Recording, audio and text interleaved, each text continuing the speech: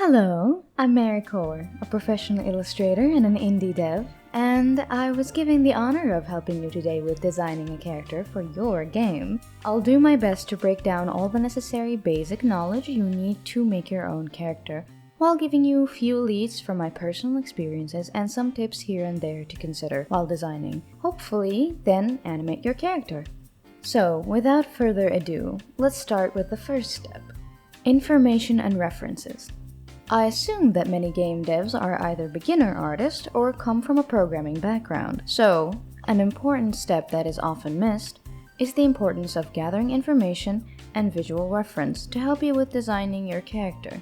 First off, you need to gather the written material about the world of your game, or at least have a set of bullet points of your game story, and its ending if it's a story-based game, that is. We'll put it in the form of a list. I wish for all of you to work on your own examples too, as I work on my own. So, the important questions are what, where, when, who, and why. So let's say what. My game is a horror 2D side-view platformer that is about solving puzzles and defeating monsters. Where? My game takes place in a ruined world, being taken over by eldritch beings. When? My game takes place in the modern day, so tall buildings and everything like that. Who? My character is going to be an adorable little boy who has eldritch powers and is trying to find his mother. Why? Well, because 1. Kids seem to have a special place in people's hearts, so an easily lovable character. 2. It will make his model's hitbox smaller, so it's easier to dodge hits. 3. It'll be much more effective in making people sad when I kill him off in the end. That's how the story goes, really. So the why is usually there to see if the who fits with the story you have or not. I'd say once you ask the what, where, and when is when you need to halt and start with the first step of designing your character. And the first step, 1, gathering references. Usually, when someone has an idea for a game, they have a rough idea of what they want it to look like. So look at your idea and write down the main elements of your world in a list. Mine are eldritch beings, apocalypse, dystopia. Based on these, we can search for the character designs on Google, Pinterest, or really any social media of your choice. Though I personally suggest Pinterest or Google Images. Once you have references, you put them on the side for you to design your character and take the elements you like. I picked these as my references. And with them, I designed this character. Now I know what you're thinking. Miss Mari, that looks nothing like the references you picked. To that I say I know. While I was designing the character, I realized I don't want him to look like a traditional apocalyptic character. Because putting him in clothes similar to the references I picked made him look competent. And that is not what I want for this character. After all, who's really prepared for the apocalypse when it suddenly happens out of nowhere? I want my little boy to look vulnerable and weak, so I thought about putting him in normal clothes, like a hoodie or something. But I didn't like that either. I wanted my main character to be extra vulnerable, and that is achievable by playing more on our next point, shape design. Shape and silhouette design. This is the most critical point in character design, in my humble opinion. So what is shape design or shape language? It is the silhouette of a character, and I hear you asking, what is a silhouette? Allow me. It is the dark shape and outline of someone or something visible in restricted light against a brighter background. Thank you, Google. If I line up a bunch of silhouettes, I'm sure you can see how distinct every character's shape is. And that's exactly what we're going for. So our goal is to design a character with a distinct silhouette. But first, we need to know the basic shapes for character design. They are the good old circle. The character that takes the shape of a circle gives the impression of being friendly, cute, fun, and it's perfect shape for something adorable and family-friendly. Think of Kirby or Princess Peach. Even Mario is extremely round in shape. The rectangle. Characters that take the shape of a rectangle are usually strong and sturdy. A lot of buff characters have this shape. like Optimus Prime, Wreck-It Ralph, Batman, Superman, or anyone from the Marvel universe, really. And I know that these are movie examples, but they work too. And last simple shape is the triangle. Usually used upside down, characters that take this shape give off a sense of danger and sharpness. You see many villains and monsters take the silhouette of a triangle, or have many triangular edges in their design to make them feel more dangerous, like Bowser, Pyramid Head, or Sephiroth, for example. While their shapes aren't purely triangle, excluding Pyramid Head, the smaller angles in their designs are adding the sharpness necessary for their silhouettes to be distinct and communicate sense of danger.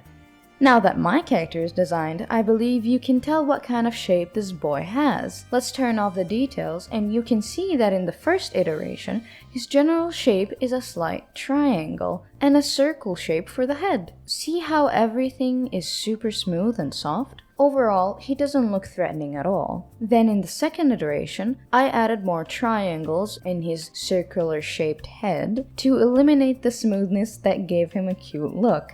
And just like Bowser's design.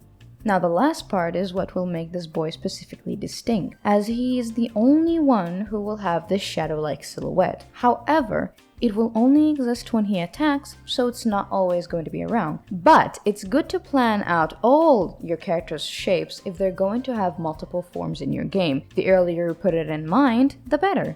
Also, one last thing before we move on to the next stage. I need to bring up body shapes. While simple shapes work the best for cartoon characters, if you're going for something more human-like, like I did, and you're not depending on the shapes of the character's clothing, I did this in this design because I wanted the triangle shape, you'd show the subtle differences in characters using body types, like for example, Vi and Jinx. Both are human, but you can see both of them have two different silhouettes, and half of it is thanks to the different body types. And the other half is their giant weapons and different hairstyles, but I think you get my point. Now, after you have a good silhouette for your character, let's pick out the colors. And number 3, colors. Colors are what brings everything together. If you have a good shape but bad colors, your character will be just a sore to look at. Of course, you'll hear things about color theory, and let me tell you, if I start explaining what this is and the types of color combinations, this will turn into an art lesson instead. And off we go to a cliff somewhere where we can all end our miserable existence. If you want the full color theory experience, you can search these titles on YouTube as they cover the whole party and go in depth about the dynamics of all the colors.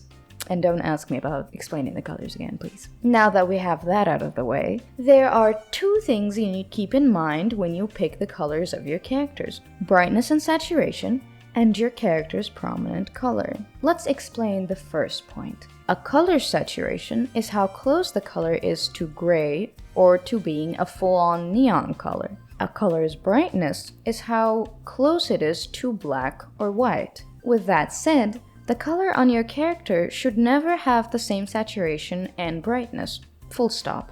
Just don't ever do that, please. If you must have a very saturated color, make sure it's only one color in your whole design, specifically where you want your player's eyes to focus, like glowing eyes or very bright hair maybe. Unless your whole game has relatively saturated colors, then by all means, go for it. Oh, but I hear you say, "But Miss Mari, how do I know what colors to pick?" Well, let me tell you the way I do it. To put things simply, when I think of colors, I separate them into 2 categories. Warm colors, those are red, yellow, orange, and cold colors, those are green, blue, and purple.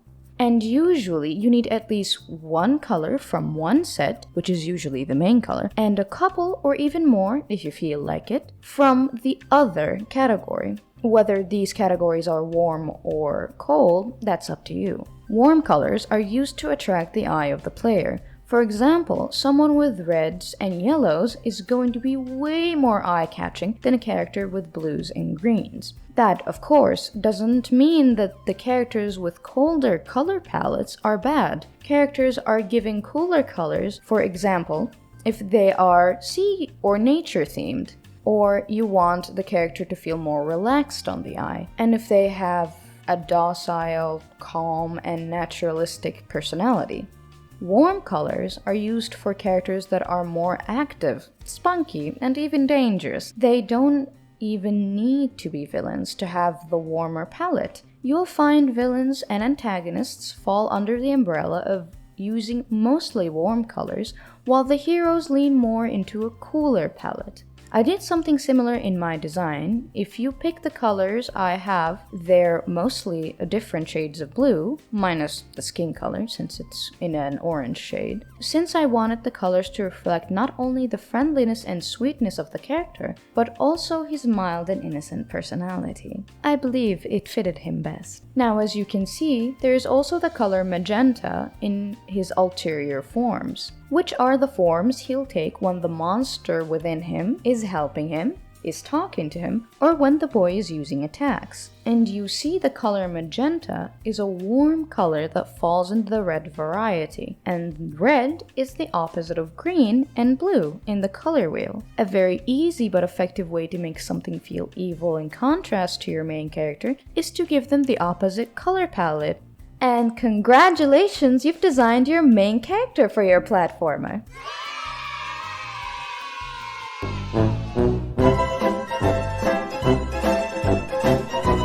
That was easy, wasn't it? But we're not done yet. One final stage of preparing your character after the concept stage is 4. Preparing your character's animations. By making a character sheet for your movements. This is specifically for artists, and it's where you have a big drawing filled with drawings of how your characters will look like moving. A simple and quick drawing of how your character moves will most likely include the following: an idle pose, a walk or run picture, crouch, attack, dodge, extra movement and specific combo moves, like maybe an ultimate, I'm not sure. Whatever your heart desires, really. I created mine with only his most basic movements, and as you can see, the art is a lot messier than usual, but you can always finalize it later. And keep in mind, this is only a reference sheet for your animators to make it easier for them to make the animation for you. So the point of this kind of sheet is to understand the movement of your character concerning the design you created and the written personality you have as reference. My boy wears a hospital gown for an outfit, so it can somewhat operate as the bottom part of a skirt or a dress in its movement. And it can be utilized to give him more interesting silhouettes and shapes when he moves.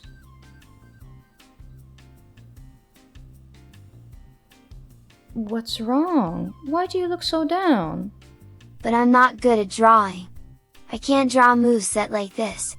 How can I get the moves I have in mind for my character? You can always contact an artist and ask them to help you with your character, for a price you pay, of course. But I don't have money to give to an artist. That's fine. You could always look at others' character sheets online as reference. Don't just take them and use them without the artist's knowledge. Make sure you credit them if you do so too, please. Or even use your favorite game character's animation as reference for your animator. Or, if you're a one-man band game developer, then now you know that all you need is just references. Look up references and try to copy them till you get better at it, though the progress of getting better will probably be across a few game releases if we're being real here. And with that, we reach the end of our little course. To that, I'd like to add 5 tips and points from my personal experiences. These are the accommodation of all the things I learned throughout the years that I believe can help you in your journey, be it a solo game dev or working in a team. Compare and contrast characters with each other. Line up your main character designs with the other monster and character designs. This helps to see if all their silhouettes and color palettes are distinct, and if not, it will make it easier for you to edit their designs accordingly. Have details in your character design based on the type of animation you'll use. There are a lot of ways to animate a character, so try to have the detail on your character according to the type you're using. For example, if your character is going to be hand animated, drawn frame by frame that is, try to not add a lot of unnecessary details, as it can make it much harder for the animator. Excessive details like maybe hanging chain or pocket watch, for example, or excessive jewelry, like a 1,000 bracelet or earrings your character wears, or a very detailed hairstyle that doesn't really need to be that detailed. Albeit there are characters who are detailed and well animated, so make sure you discuss it with your animator if you have one working with you. Now let's say if you're using puppet animation, you can get away with some meticulously detailed things here and there. Of course, the ultimate form of doing almost as many details as you want without having to worry about it being difficult to animate, besides simulation, would be making it into a 3D model.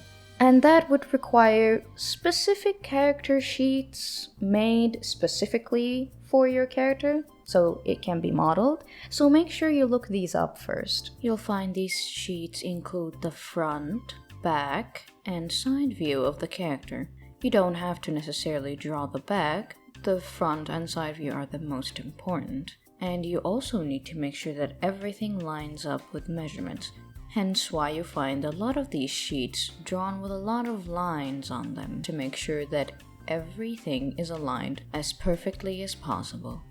Make sure to regularly update your animator. This is just good communication, as it will help you bridge what you want with what your animators will do, and they can voice their opinion on what can increase animating time and what can make it go faster. It avoids bad communication and helps create a much needed group work environment. If you're a one-man band though, then this isn't an issue for you.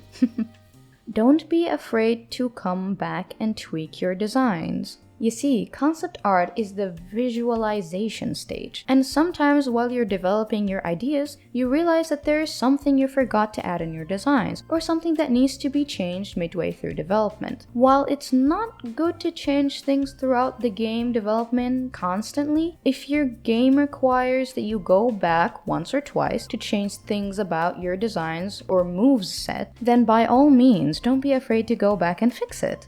Ask for feedback. Having other friends or colleagues who can look at your design and tell you what they think about it. It can help you see things through a set of fresh eyes. Though make sure you ask people who will honestly tell you what they think instead of just giving you compliments. Compliments are great motivators, but that's not what you need right now. What you need is general feedback on your design. Research and keep learning. If you ever get stuck, don't wait around for someone to tell you. Go look up videos on YouTube. Go on forums for game dev or Reddit or Discord groups. Speak with other developers and share your things. And there is nothing better than sharing art of your game character as a mid-tier icebreaker. Ask questions and make the best of your time learning from others who are around you. You'll learn. And with knowledge comes experience. And who knows, maybe someone will drop a tip that will legit save your life from hours of lost time one day. And the last and most important point I want to share, it will feel like a lot, but don't give up. Now, many of you don't know this, but I released a game called Karu on Steam.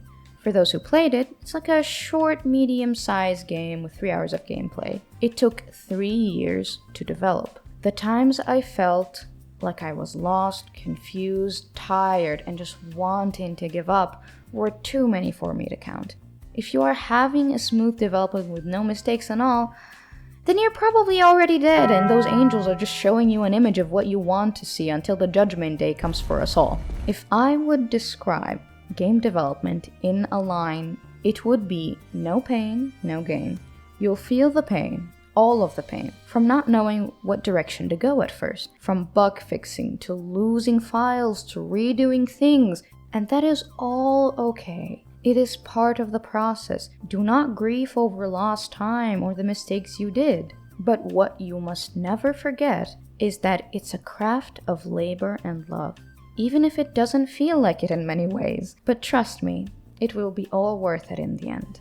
And with that, marks the end of this semi-crash course of designing a character for your platformer game. And now you have the characters ready to be animated, and thank you for coming to this lesson. And good luck on the animation, and